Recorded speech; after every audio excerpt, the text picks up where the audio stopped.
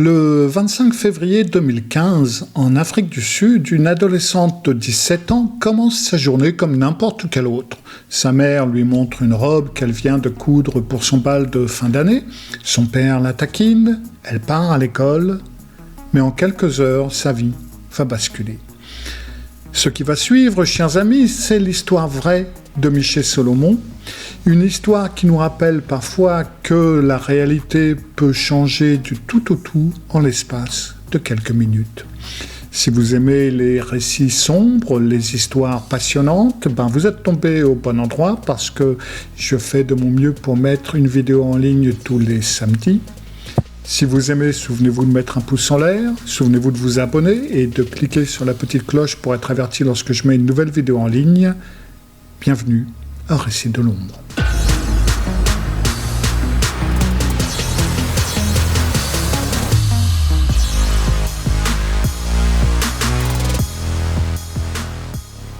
Donc, Miché Salomon, le matin du 25 février 2015, dans une petite maison de la ville du Cap, en Afrique du Sud, elle range ses devoirs entre deux bouchées de son petit déjeuner et sa mère, Levona, entre dans la cuisine avec un grand sourire. Elle tient une magnifique robe rouge.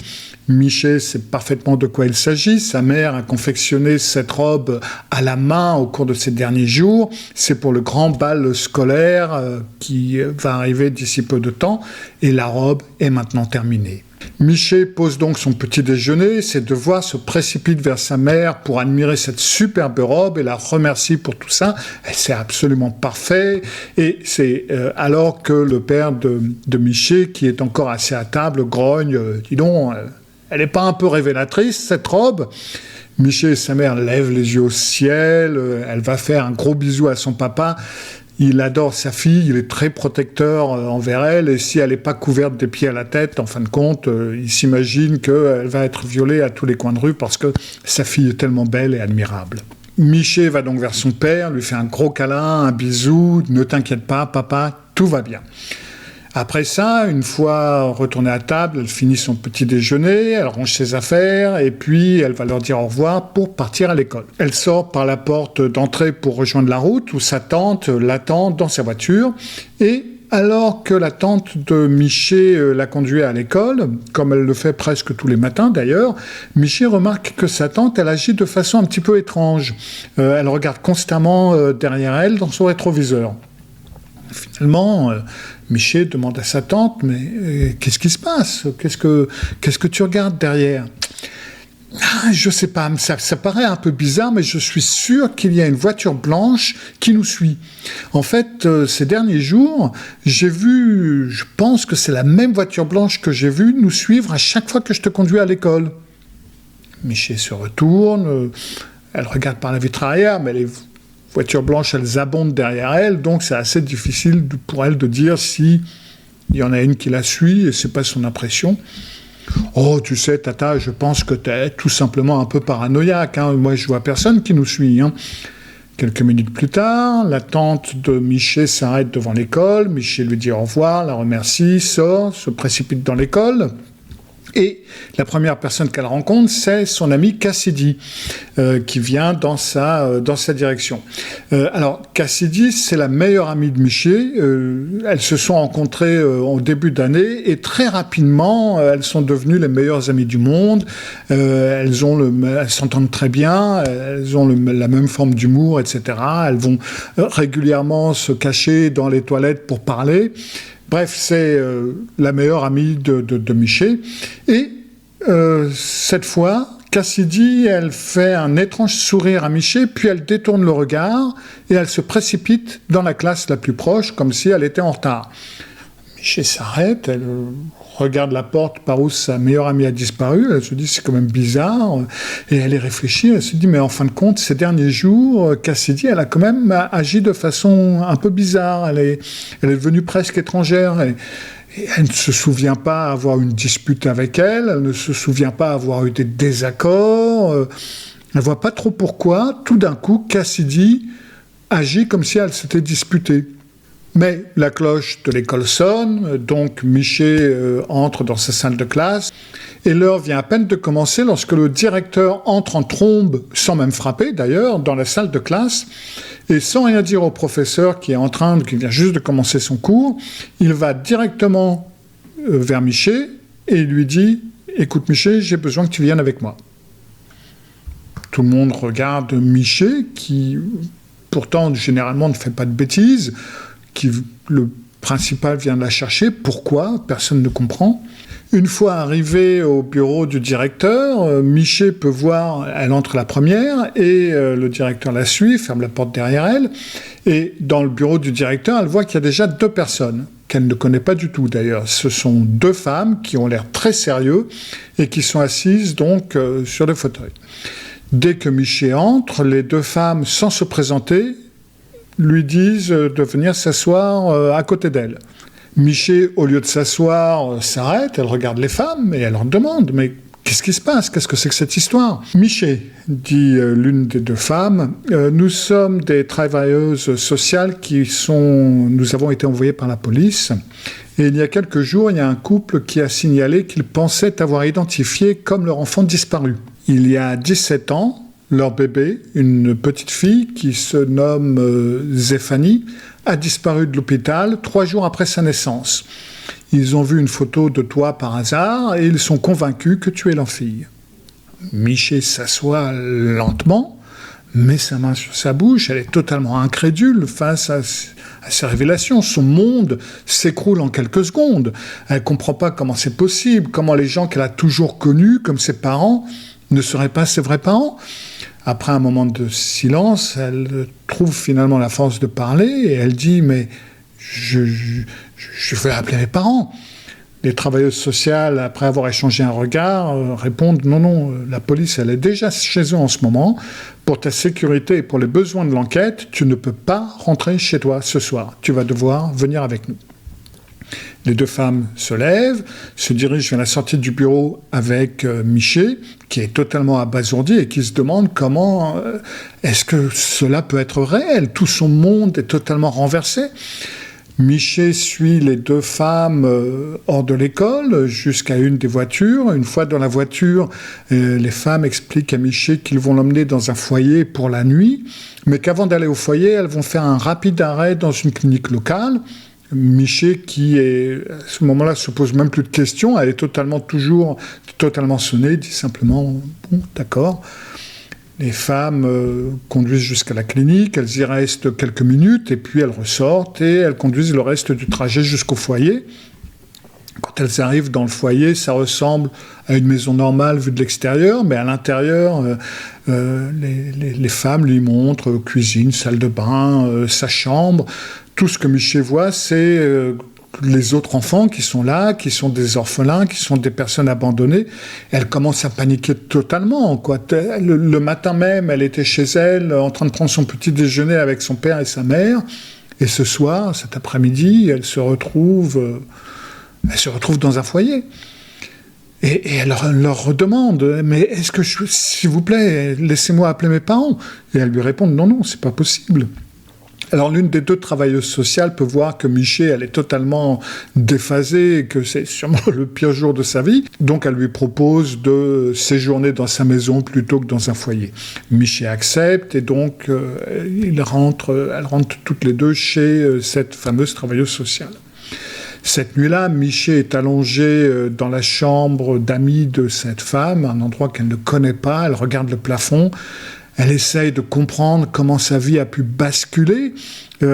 Ça a commencé si normalement avec cette robe rouge, les taquineries de son père.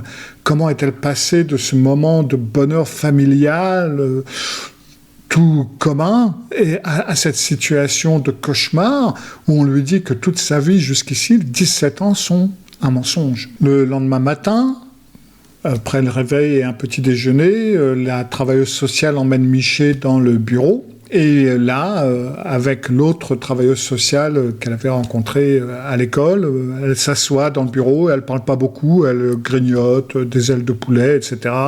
Elles attendent, en fin de compte, que la police les appelle. Finalement, cela arrive et l'une des travailleuses sociales prend le téléphone et c'est donc la police et elle commence à froncer les sourcils pendant qu'elle entend ce qui est dit. L'arrêt que les travailleuses sociales et Miché avaient fait la veille à la clinique médicale était en fait pour qu'on puisse faire un test ADN de Miché. Et donc la police appelle avec les résultats de ce test. Et ce que les résultats montrent, c'est que Miché Solomon n'est pas vraiment Miché Solomon.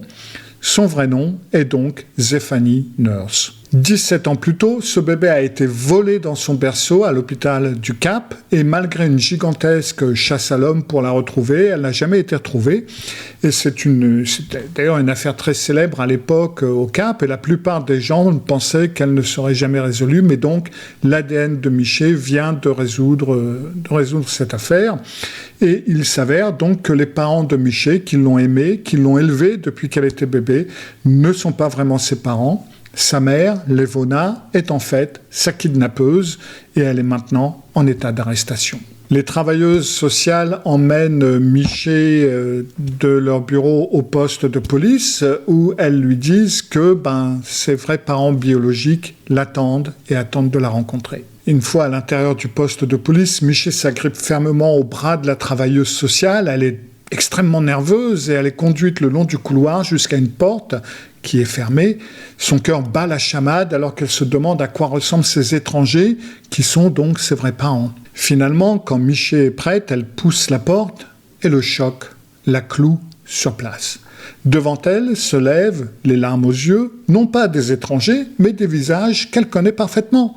Ce sont les parents de sa meilleure amie, Cassidy. En un instant, tout devient clair. Leur ressemblance frappante, leur connexion immédiate dès leur première rencontre, leur façon de rire des mêmes choses. Cassidy n'est pas simplement sa meilleure amie, c'est sa sœur, tout simplement. Des mois plus tôt, quand Miché et Cassidy se sont rencontrés pour la première fois, la raison pour laquelle elles se sont si bien entendues, la raison pour laquelle elles ont le même sens de l'humour et aiment les mêmes choses et se ressemblent si fortement, c'est tout simplement parce qu'elles sont littéralement sœurs. Elles ne le savaient tout simplement pas. Et puis un jour, elles ont pris une série de selfies d'elles-mêmes et Cassidy est rentrée chez elle et montre une de ses photos à ses parents en disant « Tiens, regarde, c'est ma meilleure amie Miché Solomon, regardez comment on se ressemble ». Et quand les parents de Cassidy regardent Miché Solomon, ils savent instinctivement que c'est leur fille. Ici, c'est pas Miché Solomon, mais c'est Zephany Nurse. Ils apportent donc cette photo à la police et la police commence son enquête. Durant cette enquête, ils ont commencé à suivre Miché discrètement. Donc, lorsque la tante de Miché lui dit qu'elle pense qu'une voiture blanche la suit, elle n'est pas parano du tout. Ce sont les enquêteurs qui suivaient Miché, qui essayaient de comprendre son emploi du temps parce qu'ils ont besoin de l'approcher quand elle est seule pour obtenir un échantillon ADN. Ils craignent que s'ils contactent Miché et révèlent ce qu'ils font, elles le disent à ses parents, qui sont donc en réalité ses kidnappeurs, et qu'alors potentiellement ils puissent prendre Miché et s'enfuir. Donc ils ne veulent pas prendre ce risque, ils doivent la suivre et attendre une opportunité pour faire ce fameux test ADN. C'est aussi la raison pour laquelle Cassidy agit si bizarrement envers Miché ces derniers jours. La police l'avait mis dans la confidence de l'enquête, mais lui a strictement interdit d'en parler à qui que ce soit, même à sa meilleure amie. Donc Cassidy se sent simplement mal à l'aise et évite Miché parce qu'elle ne sait pas comment gérer ce lourd secret. La femme que Miché a connue comme sa mère toute sa vie, Lavona Solomon, est finalement condamnée pour enlèvement et elle est condamnée à 10 ans de prison. Il n'y a jamais eu de preuve qui suggérait que le mari de Lavona, le père de Miché, pendant toute sa vie, savait que ce bébé avait été kidnappé parce que 17 ans plus tôt, Lavona était donc enceinte de leur enfant, mais on pense qu'elle a fait une fausse couche et Lavona ne l'a pas dit à son mari, donc lui il croyait qu'elle était toujours enceinte et au lieu de ça, donc, le moment venu, elle a dit à son mari qu'elle avait accouché pendant qu'il était au travail. Et c'est ainsi comme ça que Lavona, après sa fausse couche, donc, s'est à un moment donné déguisée en infirmière, est entrée à l'hôpital et avait volé Zephany. Pour sa part, Zéphanie, alias Miché, est restée en contact avec les deux couples de parents, les faux kidnappeurs en quelque sorte et les biologiques. Elle dira plus tard qu'elle aime toujours les parents qui l'ont kidnappée parce qu'ils l'ont élevée, ils l'ont bien élevée, ils l'ont bien traitée, ils l'ont aimée et elle les aime. Et Zéphanie porte même cette belle robe rouge que Lavona avait cousue pour elle à son bal de fin d'année, bien après que la nouvelle sur l'identité de Lavona soit devenue publique. Miché a également décidé de garder son prénom, Miché, parce que c'est ce à quoi elle est habituée, plutôt que de reprendre le nom de bébé Zéphanie. Voilà, c'était donc l'histoire du jour, qui est un peu plus positive que d'autres histoires que j'ai pu vous raconter. J'espère que vous avez aimé et je vous retrouve samedi prochain pour un autre récit de l'ombre. Au revoir.